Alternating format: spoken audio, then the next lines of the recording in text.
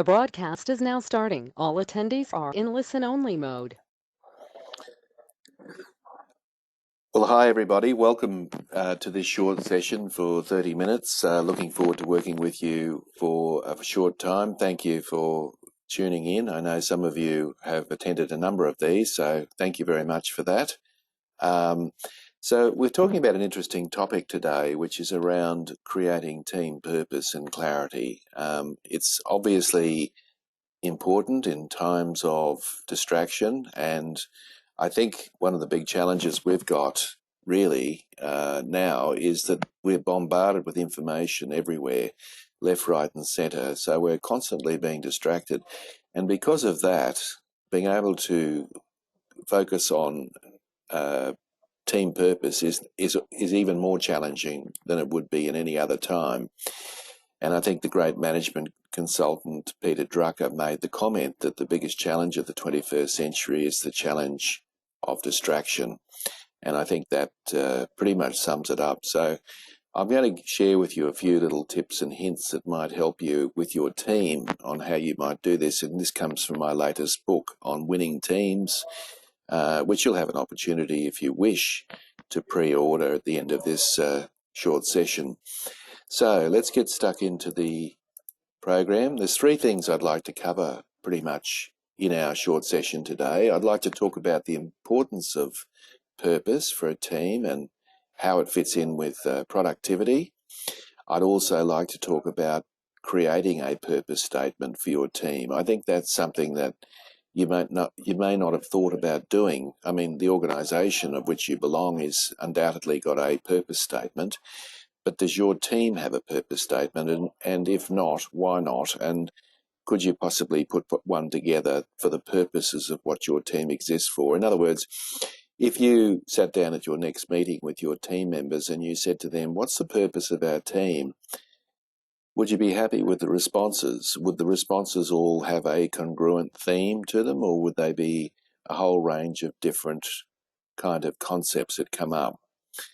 But creating a purpose statement is a smart step in the right direction. And I want to share with you a concept called the Team Values Charter, which is a really great tool for you to be able to work with your team on a set of values that you can all buy into. So that's pretty much what I want to do over our short period before lunch. Okay. So what about the purposeless team? Let's talk about a purposeless team before we talk about a purposeful team. So when you get a bunch of people together who don't really have a purpose, it often means that that team and individuals within the team, they get sidetracked very easily. They're working on things they shouldn't be working on, or they're concentrating on issues that they really needn't concentrate on.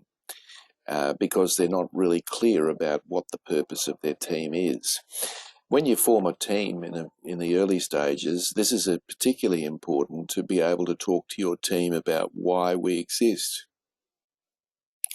What is the purpose of the team? So a purposeless team doesn't mean they're not busy. It's often a very busy team. They're busy working on activities, but they're not always useful activities. And sometimes they'll neglect the important tasks that are pivotal to purpose. So you can probably imagine that the more purposeful your team is, the more likely it is to get to stay on course and not get distracted. And that's ultimately what this is all about. Now, the other trap that you could fall into is, I'm assuming, of course, that you're a team leader. Now, if you're a team leader, you may well have a very clear understanding of what the purpose of your team is.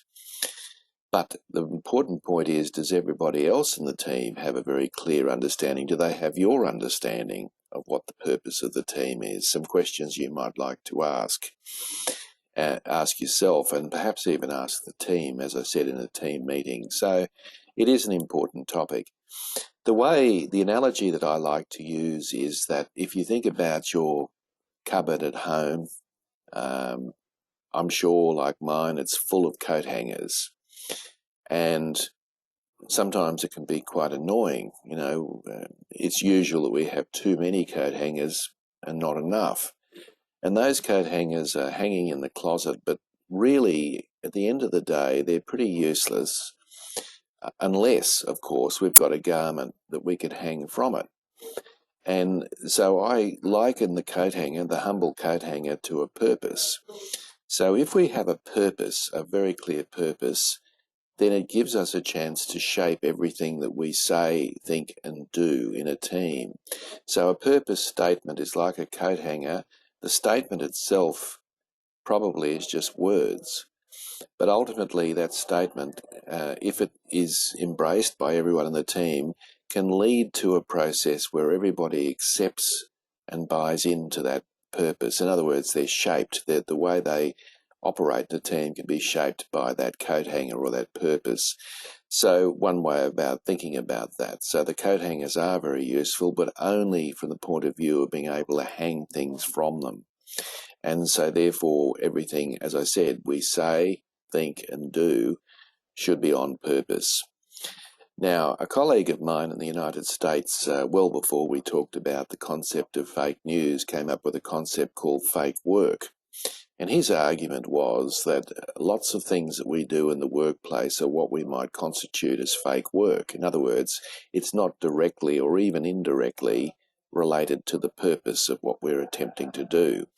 So what we're attempting to do by having a purpose or a purpose statement in our team is minimizing, we can't totally eliminate it, but what we're trying to do is to minimize the amount of fake work that goes on in a team. The mindless meetings, the mindless emails, all the things that we do which don't really contribute to the ultimate purpose of what the team's supposed to do. We still have to do some of those things, but of course, what we're trying to do is to minimize that. So you can see that it's important. If you show me any high-performing team anywhere, whether it's in the sporting world or the world of business or anywhere, one of the characteristics that I would imagine that that team would have is a very, very clear sense of purpose, and that becomes very relevant. So here's some questions that you might like to ask yourself as a team leader. And I think these are questions that you can ask of yourself rather than the team itself. But in terms of being a leader of the team, first question and the most fundamental question, of course, is do you know what your team's purpose is? Could you articulate that clearly? That would be the first step, because obviously if you can't, then that's going to be a problem all the way through. And the second question you've got to ask yourself is, have you communicated this purpose with all your team members? And I don't mean just once or twice even, but I mean every single time when you're giving feedback, when you're talking about, when you're having your team meetings. Do you communicate that purpose on a regular basis? The next point is that do your team members actually understand that purpose? Because it's one thing communicating it, but it's another thing to actually understand it.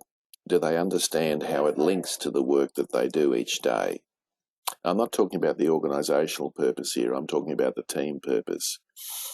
And then, of course, the other question that you've got to ask is, do your team accept the purpose? Do they accept it as a realistic purpose of what the team is about?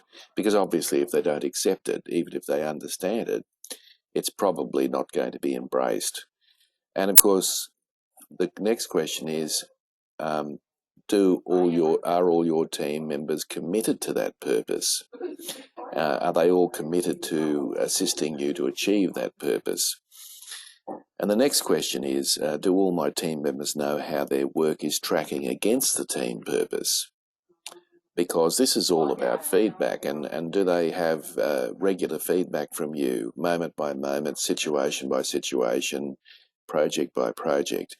Are they getting that feedback? And I guess the last question there to ask yourself as a team leader is, are you supporting your team members to achieve that team purpose?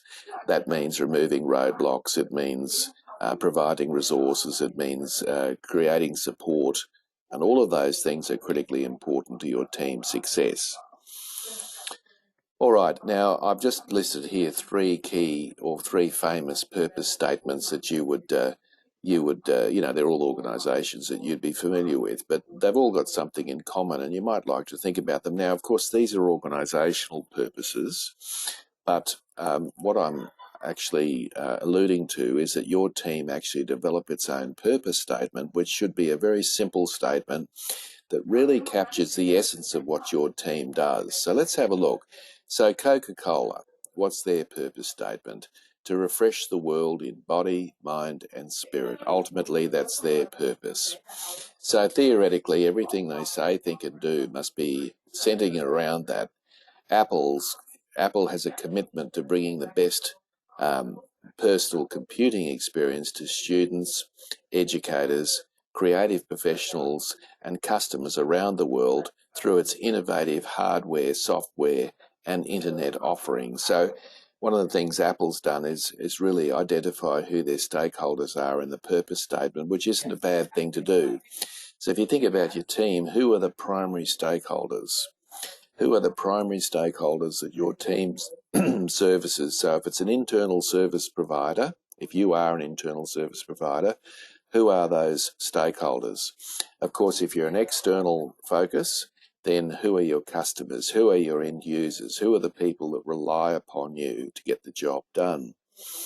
And finally, the ice cream, probably my favourite ice cream, Ben and Jerry. Our aim is to make the best possible ice cream in the nicest possible way. So it just encapsulates what the team does. I think the big mistake people make with purpose statements is they make it too long. You don't need a long statement. It really should be one sentence. There's a couple of ingredients here. It should be inspiring. It should be focused on the end user. It should talk about the core business of which your team is. So there's a couple of examples. There are many, many examples, of course, but I just thought I'd share with you a couple of those examples for you to have a think about. All right, so let's move on to the next slide. So as I mentioned, a good purpose statement should be inspirational. And by that, I mean it should be uplifting, because obviously if it's not, then it's a bit mundane. So to provide good customer service, whilst that might well be accurate, it's not terribly inspiring to the team itself. So it should be inspirational.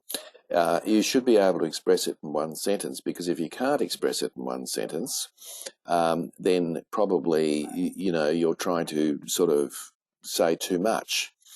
One of the exercises you might like to do at your next team meeting is to go around the table and say, what's the purpose of our team? And just hear what each person's got to say about that. It focuses on one key driver, not two or three, one key driver. So ultimately, what is the driver of your team's success? And it should concentrate on an end user. So, if there wasn't an end user with your team, then clearly there would be no need for your team. So ultimately, who is the end user in this whole process? And I often think that instead of you sitting there writing this yourself, I actually think you should get your team engaged in this process of coming up with their own purpose statement. And the reason for that is that everyone has bought into it. And you'll find that it actually gains its own magic because everyone's had a say. You know, the plaque on the wall with the values and the mission statement, all the rest, people walk past that every day, but often they don't take too much notice of it. And one of the reasons they don't take much notice of it, even though perhaps it makes sense to them, is because they haven't had any input into creating that. So by getting your team engaged in a purpose statement is probably one of the most important things that you could possibly do with your team. Now, what I want to do is finish up with a concept now. So what I'd suggest you do now, and if you've got any questions, by the way, if you just open up the little orange tab on the right-hand side and go down to questions, you can type in your question and I'll respond to it immediately. We don't have much time together, of course, but if you'd like to do that, by all means, or if you'd like to talk to me offline, you can do that. But I want to share with you a concept that I have found surprisingly effective. And so one thing is to have a purpose statement. Another thing I'd like to leave you with is a team values charter. Now, team values charter is a set of values which your team can buy into in terms of how it behaves and works together. So this is quite distinct from the organisational values. We put them aside for the time being. So this is a set of values by which your team basically will adhere to when they're working together in a team. And the way to do this is by asking 4 simple questions. And you can do this in a team meeting. In fact, I strongly recommend you do that. No need to send it to people beforehand. I think the whole idea is to actually complete the exercise in your team. I'd suggest that you also complete the exercise as well, so that you're adding a value to the charter statement as well. So the first question you ask your team, and you ask them to write it down. The reason being, of course, is they have to think about it.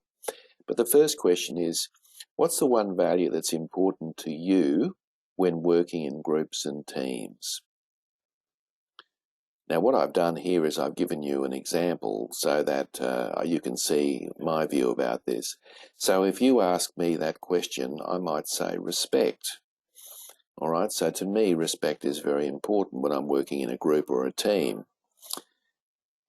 When everyone's looking up, you can ask the next question, which is, what is the definition of that value? Because, of course, respect can mean different things to different people. So I might say in my statement, respect is when people are prepared to listen to others, even when they may not agree with their point of view. So in other words, that's what respect means to me. Now, it could mean something different to other people, but ultimately that's what I mean by respect. Question 3 then, and this is really a very powerful question, is why is that value important to you? Now, this gives you enormous insight into your team members and their motivations and where they're coming from. So if you ask me that question, I might say, I like to feel that I'm respected and that my opinions are valued when I'm working with others. So that would be my statement, if you like. So you give everyone a chance to complete that. And then the last question you ask is where the rubber meets the road. And ultimately the question is, what behaviours would be consistent with that value? So in other words, if people were adhering to that value, what would they actually be doing? How would they be acting? And I might say, not interrupting someone else while they're speaking. So that might be my kind of definition, or at least an example of a behaviour that would underpin the concept of respect. Now, when you see that everyone, it only takes you about, less than probably 10, 15 minutes at the outside for everyone in the team to actually write the answers to those questions. You get everyone to do that. And then what you do is you just simply ask everyone in your team to simply read out their answers to those 4 questions. And you'll find something very interesting. You'll hear a pin drop. People really, really respond well to this. So don't feel in any way, you might get an initial groan, but trust me, people will buy into this big time. And you get them then to share with the rest of the group. You try to encourage people to ask questions, to interact, so that it's not just a static presentation across the team, and get everyone to share that with the rest of the team. It's quite powerful. And ultimately, what you've ended up with, of course, is a set of values by which your team has chosen to be, this is how we will operate and act together. And if, say, 2 people in your team have exactly the same value or even a close value, you can ask them to collaborate and come up with a value that they're happy with that pretty much represents both of their views. So you ultimately end up with a set of values. And then what you do is you simply get their definition and you publish it.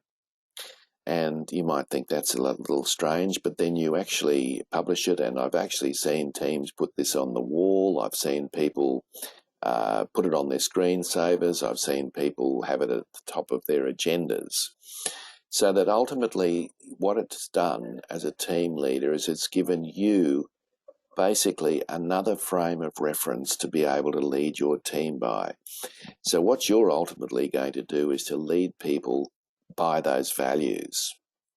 So if somebody, for example, violates one of those values, it's much easier for you to sit down and talk to them about that on the basis that they've violated one of the values in the charter. So it's a really great exercise to do. Strongly recommend that you give it a go, and I can assure you it works extremely well. All right, so final thing I'd like to do, just a quick plug before I wrap up today. Thank you for joining me today. And if you'd like to purchase and pre-order a copy of my book, Winning Teams, um, the cost is $30 plus postage. But what I give you in return for that, because you've pre-ordered, is that I give you a free online course on building highly effective teams. So this course is stacked with lots and lots of goodies like I've shared with you today. So you can get a heads up on a whole lot of things that you can do when the book is actually published, which should be in the next 3 or 4 months. You'll get a copy of it signed by me. I value the course that I'm running at $675, and all you've got to do is send me an email, and you've got my email address there, by the close of business today, and I will send you a copy. I will send you a code for the course, and so on. So just a quick plug there if you're interested. So folks, are there any questions before we wrap up today? All good? All right, so get stuck into your purpose statement. Try the team values charter. You'll find they work extremely well. And if you'd like to join me on any of these other free webinars, just go to my website and you'll find that information. So thanks everyone. We'll catch up next time. Thank you and goodbye.